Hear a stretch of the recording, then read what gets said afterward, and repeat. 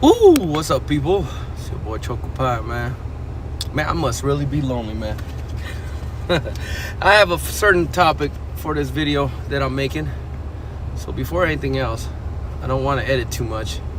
So let me try my best to change the title and stuff.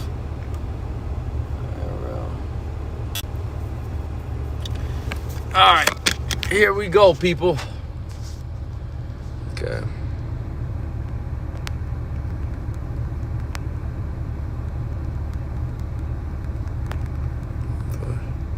I made this YouTube channel of mine to help people, man. Try to make people feel like they're not alone, you know. I might edit this video from the beginning, but right now we're going to the doctor, just being transparent. Your boy's been on medication for about 2 years on and off. I came out of rehab in January, and I went into rehab because I was on very low dose of Xanax. Very low dose. Not the doses that your boy used to get arrested for in a high school area to my 20s, okay? And before that, your boy was, you could blame it all stress of life or whatever, but I was taking online pharmacy, ordering research chemicals. I'm not gonna tell you what names they are. Don't do it. I'm telling you right now, they're a lot stronger than what the doctor's office gives you. They will screw you over. Right now, I can't even drink anymore without feeling the normal buzz and the comfort that most people feel when they drink alcohol. So in a sense, it's good because I don't drink alcohol, right? But in a sense, it's not that great. Now, I went in, I remember last year around this time, I was praying, man. And don't worry, this is not gonna be no Christian mumbo jumbo. I'm just gonna tell you how it was, man. I prayed about going to rehab, but I had a business to take care of, and our business was in such a bad place, man. I didn't feel like I could do anything about it. But then some situations happened. Like I said, I'm not going to try to bring the Christian into it. Some situations happened where I was blessed enough to get into rehab in January, right when my birthday was. I was in the rehab center on my birthday. And I know some people have been in jail on their birthdays, so the rehab was nice, all right? I left early. And I went in there because I couldn't stop the Suboxone and Xanax on my own, and I was too scared to. So when I went in there, I was able to stop. And then when I came out, I had about 70, I made a journal. I had about 70 days clean. Maybe a little bit more than 70, closer to 80 days. This is not a video trying to scare any of you guys, okay? If you're on fentanyl and stuff like that, trust me, you should get on. Morrison, what's up, buddy? Sorry, I'm not gonna read too many of the text if anyone comes in. I just want to say this to help people. If you're on fentanyl and stuff, man, 100% I tell you, get on Suboxone, man. Because you're only risking, by the time you're unfunctional on Suboxone. I mean, on fentanyl and heroin, okay? But I came out of rehab. 70 days, I was hanging in there, man, going to AA meetings, praying to God, doing everything in my power and God's power. And some days, man, I promise you, my higher power, which is Jesus, he saved me, man, and I didn't relapse. And then, you know, of course, 70 days, I still had withdrawals. Now, the pause, that's what you call post-acute withdrawals. If you've ever been an addict, you know that term. You go through it. And there's other things involved called kindling. Kindling is a dangerous and sucky part of people that are addicts. What kindling is when you've gone through withdrawals, when you've abused drugs or alcohol, you've gone through withdrawals, the next time you get addicted again, the withdrawals come on faster and sooner. Even when you take less of the amount of drugs, and you could feel even worse than you did, even if you took less and got addicted trying to come off of things, okay? Now, a lot of people can't just cut down dosages. We're addicts. It's hard for us. So that's why I went into rehab. Now, when I came out, like I said, 70 days, the mental first anxiety and stuff, the panic attacks, yes, they come. The rehab actually helped out a lot. It was a blessing. And then what happened was it was just me. But I was so tired. And I don't, and this is where I gotta be completely honest. I don't know if it was because for 6 months I was on a very low 0.5 dose of Xanax. And this is not the fast release, this is the extended release. So it doesn't make you go crazy and act like I was a functionally normal human. I just was depressed and wanted to get off this crap. And Suboxone. Now, I can't tell you if it was the benzos or the Suboxone, or I think it was both. But 70 days and I still had fatigue, man. And you know, you can't just you just can't stop life, right? Life keeps going on. You got businesses to do. You got work to go to. If you have children, you got to take care of your children. You just can't pause your life. And I literally could not move for the life of me. My mental state was getting better, but there was still a lot of depression because I couldn't have any energy to do anything. So then I relapsed, like so many of us addicts do from time to time. And during this year, which was one of the most stressful years of my life, again, I went back to the doctor. I told him, please, I need to get back on it because I was going to the smoke shops and got back on this stupid thing. I'm not going to mention it. It's all around these days, just like alcohol is legal, but it's straight the devil, man.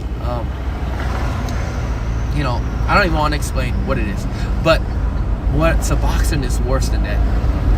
But I got back on Suboxone because at least in my mind I was thinking, well, at least if it's the doctor's medication again, at least everyone else won't judge me and think I'm crazy. Say, what's up, brother? How you doing, Jawad? At least people wouldn't think I was crazy. And it's okay. People don't. But the thing is, I know I'm not so. I might be normal, but I am at a point where I have to take the medication just to be normal. And I am so scared to dose down because of the pain and the mental depression and the anxiety, the agitation, the physical withdrawals, man. And that's where the warning comes in.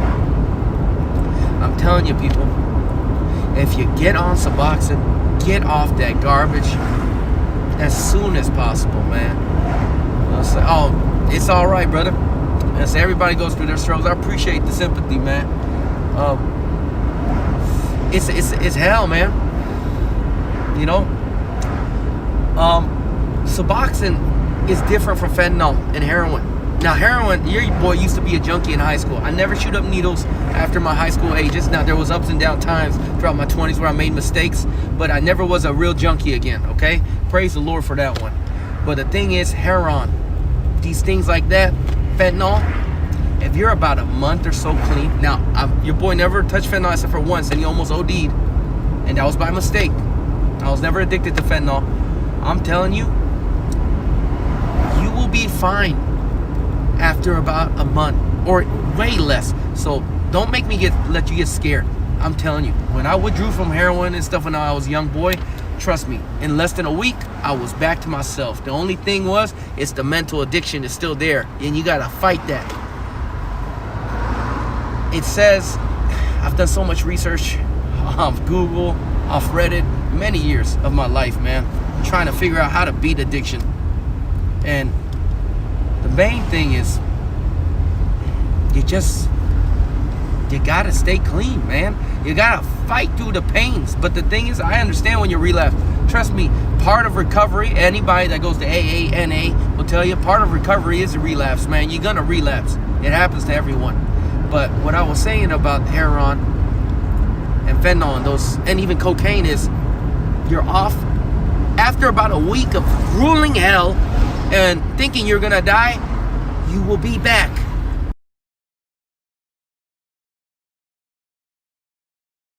The thing about Suboxone is, and how dangerous it is it's insidious, man. It doesn't make you crazy high. It doesn't make you that erratic.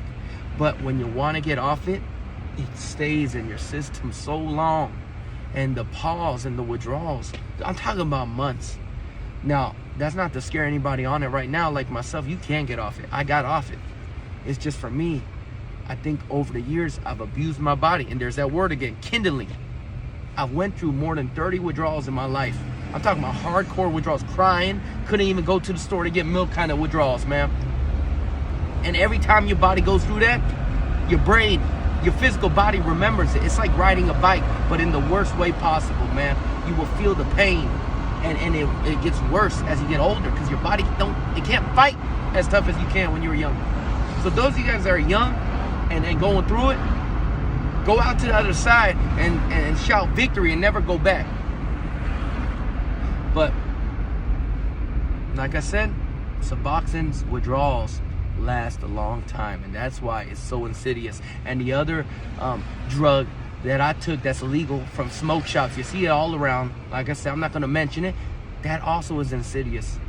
It's like a coffee and a hydrocodone all in one. And the thing is, that also lasts months, man. I'm talking about months of mental anxiety, fatigue. But when I was younger and got off it, there's been a lot of times I've been sober throughout my young life, okay? Sprees of sobriety. I felt like myself again after a month or two. Now, it takes a lot longer for your boy, man. And that's where I'm trying to warn you. There's a lot of good doctors out there, but you know, even when I went to an addiction clinic themselves, they say, hey, man, we want to put you on 8 milligrams of Suboxone. Are you out of your mind? Do you understand how strong that is? It is too much for you. And they try to, you know, they have sympathy. I don't blame the doctors. But some of them, they don't even know.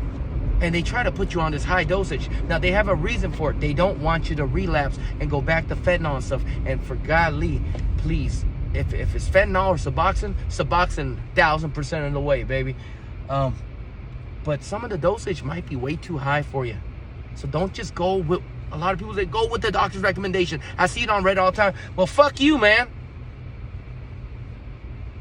Honestly, not F you. But what I'm saying is, dude, doctors are like us humans, and most doctors are not addicts. So they just read what they read online. Your body, you will know how much you should be taking. And 8 milligrams for anybody that's coming off of heroin, it might be the right dosage, or it might be way too high. Some people are on 16 milligrams. I started off on 2 milligrams of Suboxone, and I was on it for 6 months, and it was okay with me. Now, your boy's on about 6.5 to 8 milligrams of Suboxone. Now I feel normal. I can function. But this is after I relapsed again.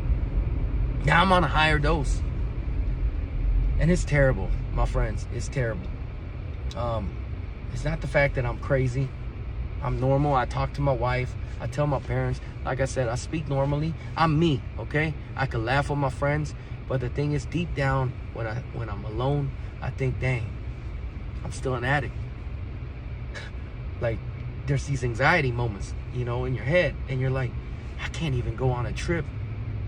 I can't do these things. Like, what if the pharmacy's closed? What if my dosage runs out? See, these anxieties. So even though if you're normal, you're still abnormal, because this pill might be making you like who you used to be, but you're not completely whole, man. You're missing a part of you that you used to be.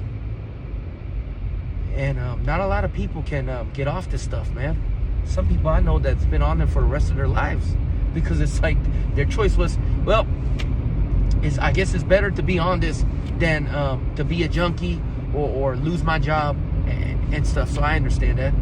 If that's what you got to do, that's what you got to do. For me, I want to be off this garbage. I want to be done. I'm tired.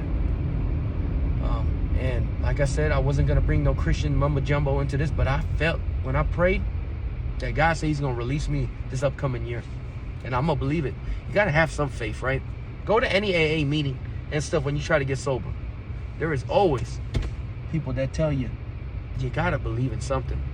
Because if you believe in nothing, if you're a true addict, you ain't going to get sober, homie. I'm going to tell you right now, you ain't. Yeah, that's about it. I know I rambled a little bit and went into circles, but I didn't make this stupid YouTube thing to make money. I made it so I could express myself and hopefully help some people out. I'm definitely not the only one. And at this day and age, I know you, if you are not an addict yourself, there is somebody in your family lineage or somebody, a friend of yours that you know that's a complete addict like me. And they might be a functional addict like I am right now. And my dad, he's an alcoholic. He's a functional alcoholic. Could take care of business stuff. The thing about me, though, is sooner or later, the functionality goes out the window and I ruin everything. Depression comes over me, anxiety. It seems like genetically also, it comes down from your father to your father, you know, from your mother's genetics, like this addiction gene or chromosome or whatever science said there is. It gets worse as it gets passed down to generations. We get weaker, you know. So when you have a chance, and when your higher power, or if Jesus, or however you find sobriety, you find it, fight for it like you fight in life and death, man. Because I'm telling you, I already have so many homeboys around me where I live that already died. Family members OD'd off fentanyl. People just dying left to right. People becoming homeless at my age or older, losing businesses. The only reason my business is still standing is because the good Lord above has protected it. It has nothing to do with how smart I am. Addiction can come to anybody, man. People have become addicted because they go to the doctor and they break their back, and they might not have touched the pill in their whole entire life, and all of a sudden they're pill poppers, man. I'm telling you, it's dangerous, it's insidious. Just be careful, you know. That was the only reason I wanted to make this little vlog right here, and I'm gonna cut it off there, man. But for everybody else, just be careful out there, stay safe. Just know there's always someone looking after you, man. And if it's not a person, it's someone up in the sky. He definitely looking out. So be blessed and take care of yourselves, man. I know it's not my normal videos of happy-go-lucky, but I told you I keep it 100, and I'm gonna keep it real right now. So y'all have a blessed day, and I'll see y'all later, man.